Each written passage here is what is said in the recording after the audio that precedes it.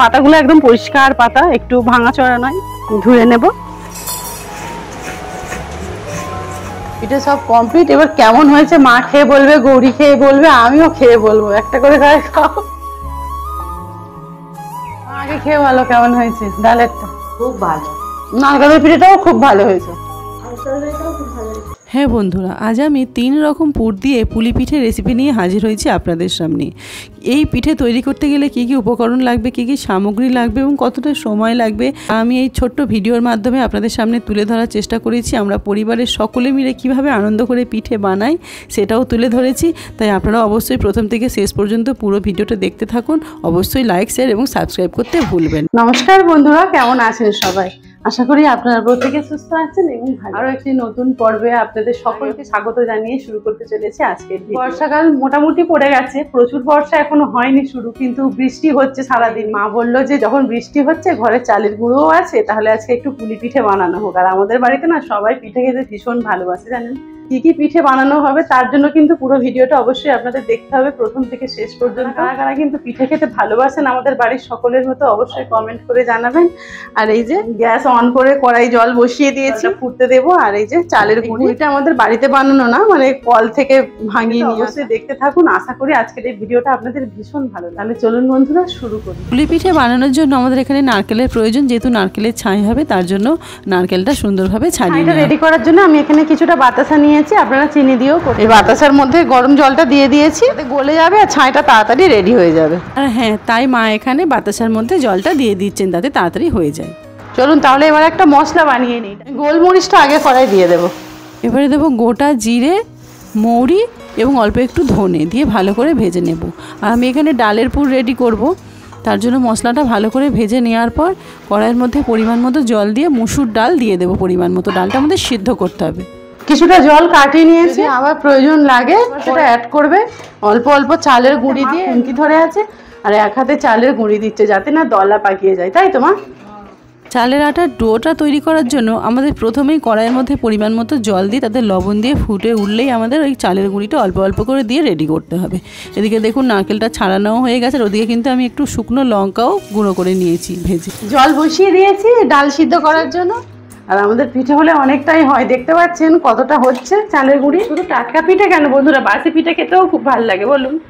এই যে ডালটা এবার সিদ্ধ হোক, আর ওদিকে জিরেটা ভাজাও হয়ে গেছে। আর এই যে লঙ্কা ভেজে এই প্লাস্টিকটার মধ্যে ভরে নিয়েছি, যাতে এরকম ভাঙলেই না গুঁড়ো হয়ে যায়, নাহলে হাত দিয়ে করলে ঝাল। ডালটা ফুটে উঠেছে, আর উপরে যে ফেনাগুলো ওঠে না সাদাগুলো, ওগুলো ফেলে দিচ্ছি। এগুলো শরীরের জন্য মোটেই ভালো না।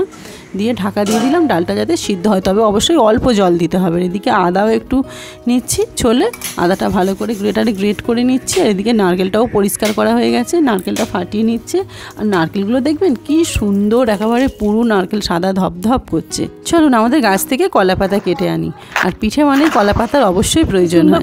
পাতাগুলো একদম পরিষ্কার পাতা, একটু ভাঙাচোরা নয়, ধুয়ে নেব। চলুন এবার কলা পাতাগুলো ভালো করে পরিষ্কার করে ধুয়ে নিই। আর কলা পাতাগুলো ধোয়াও হয়ে গেছে। এদিকে মা ভালোভাবে ড্রোগুলো তৈরি করে নিচ্ছেন, যেভাবে আটার ড্রো হয় না সেইভাবে ভালো করে মেখে মেখে সুন্দর করে তৈরি করে নিচ্ছেন। আর এবারে আমরা সব কিছু রেডি হয়েও গেছে মোটামুটি। এবার এই ভাজা মশলাটাও দেখুন গুঁড়ো করা হয়ে গেছে। আর ওদিকে ডালটাও কিন্তু আমার রেডি হয়ে গেছে। শুধু নামানোর আগে নুন দিয়ে দেবেন পরিমাণ মতো, আর কাঁচা সর্ষের তেল অবশ্যই দিয়ে একটু ফুটিয়ে নামিয়ে নেবেন। এরকম শুকনো শুকনো করবো। আর যে ভাজা মশলাটা গুঁড়ো করে রেখেছিলাম ওটাও দিয়ে দেবো, আর যে শুকনো লঙ্কাটা ভেজে রেখেছিলাম ওটাও দিয়ে দেবো। দিয়ে সুন্দর করে আমাদের ডালের পুর রেডি হয়ে গেছে। এবার চলুন নারকেলটা কুড়ে নিই। নারকেলটাও কুড়ে নিচ্ছি সুন্দর করে। আর পুরটা অনেকটাই হবে নারকেলের, 3-4টে নারকেল ভাঙা হয়েছে। নারকেলের পুরটাও এবার রেডি করে নেব। তার জন্য মা কড়াইতে দিয়ে দিয়েছে সেই বাতাসার জলটা একটু ফুটুক, তারপরে নারকেলগুলো দিয়ে দেব। আর নারকেলও আমাদের কোড়া প্রায় হয়ে এসেছে। কোড়ানো নারকেলগুলো কড়াই দেবার পালা। বন্ধুরা, এই নারকেলের পুর দিয়ে পুলি পিঠে কিন্তু অপূর্ব সুন্দর খেতে লাগে। যারা খেয়েছেন তারা কিন্তু এর স্বাদ অবশ্যই জানে না, যারা এখনও খাননি তারা অবশ্যই তাড়াতাড়ি চটজলদি বানিয়ে খান এবং বাড়ির সকলকে খাওয়ান। এইভাবে অল্প আঁচে আমাদের পুরটাকে রেডি করে নিতে হবে।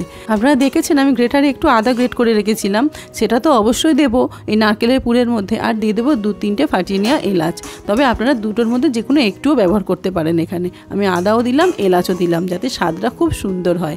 আর নামানোর কিছুক্ষণ আগে দিয়ে দেবো একটু গুঁড়ো দুধ, আমুল দুধ দিলে কিন্তু টেস্টটা কিন্তু অপূর্ব হবে। ওদিকে দুটো পুর রেডি হয়ে গেছে, আর এদিকে আলুর তরকারির পিঠে হবে। তার জন্য আলুর তরকারির পুরটা আমাদের বানাতে হবে। ছোট ছোট করে আলু কেটে নিয়েছি, কড়াইতে দিয়ে দিলাম পরিমাণ মতো সর্ষের তেল, 5 ফোড়ন, তেজপাতা এবং কাঁচা লঙ্কা দিয়ে আলুটা সুন্দর করে ভেজে একটু লঙ্কা হলুদ দিয়ে সুন্দর করে শুকনো শুকনো করে তরকারি করেছে। নামানোর আগে কিন্তু অবশ্যই ভাজা মশলা দিয়েছি। 3টে পুরি পিঠের জন্য একদম রেডি হয়ে গেছে। তরকারি হয়েছে, ভেবেছিলাম 2 রকম হবে, ডাল আর নারকেল ছাই। সব বলছে আবার আলুর তরকারি খাবে, ওই জন্য আলু একদম দেখুন ঝাল ঝাল করে শুকনো শুকনো করে ওই যে ভাজা মশলাটা করে রেখেছিলাম ওটা শেষে দিয়ে নামিয়েছি। তেলের উপরে একটু 5 ফোড়ন তেজপাতা দিয়ে আলুটা ভেজে লঙ্কা গুঁড়ো দিয়ে সিদ্ধ হয়ে আসতে আর এই ভাজা মশলাটা দিয়ে নামিয়ে নিয়েছি। আর এই যে দেখুন তেল হয়েছে দেখতে পাচ্ছেন। চালের সময় অনেক লাগবে, আমরা দুজনে বসে পড়েছি। মা সন্ধে দিতে গেছে, মা সন্ধে দিয়ে এসেই করবে। যেরকম আটার আমরা লেচি কাটি সেরকম ছোট্ট করে একটা নিলাম। দুটো হাত দিয়ে হাতে তালুতে একটু চেপে বাটির আকারে গড়ে নেব।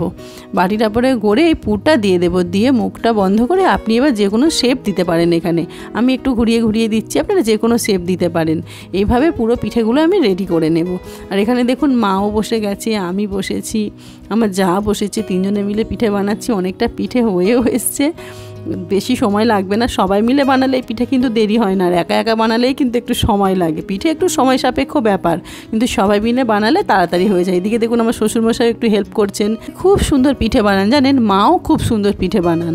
আর ওদিকে দেখুন পিঠে এবার ভাপাতে শুরু করে দিয়েছে। তার জন্য একটা হাঁড়িতে পরিমাণ মতো জল দিয়ে ফুটিয়ে নিয়েছেন, তার উপরে একটা ঝাঁঝরি এরকম ছিদ্র করা গামলা দিয়েছেন, তার উপরে পিঠেগুলো দিয়েছেন, দিয়ে একটা পাতলা থালা দিয়ে ঢেকে দিয়েছেন। আর যাতে বাষ্পটা না বেরিয়ে যায় তার জন্য একটা কাপড় বা ফিতের সাহায্যে আপনি আটকে দিতে পারেন, যাতে না এই বাষ্পটা বেরিয়ে যায়, কারণ বাষ্পটা বেরিয়ে গেলে সিদ্ধ হতে সময় নেবে।